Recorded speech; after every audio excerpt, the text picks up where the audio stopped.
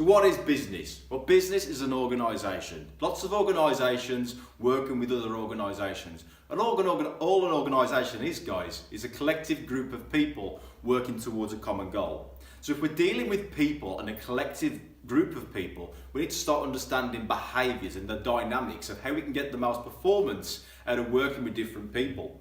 Because at the end of the day, this isn't just about managing in the company. This could be your clients or suppliers as well. No matter what organisation you deal with, this is critical. So different generations have different ways that they've been brought up and learnt new things that create different beliefs and also different behaviours. So today we're going to focus on what we call the Nintendo generation, people that have been brought up around the internet, around consoles, around computers and fast access to information. So number one thing to understand, guys, is that the Nintendo generation are always up for progression. They want progress all the time.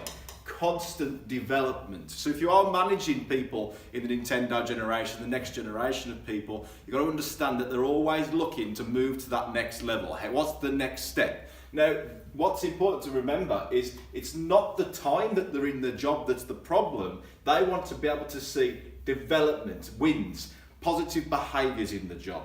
That is what's critical.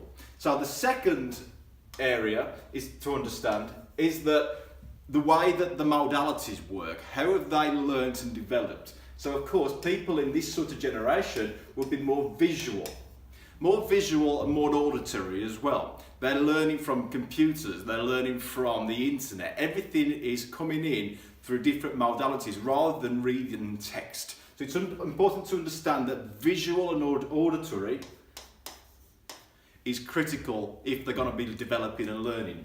Now the third area is that if the next generation of people have information, bang, fast, they get it right now. They get it at the touch of a keyboard, they can get information.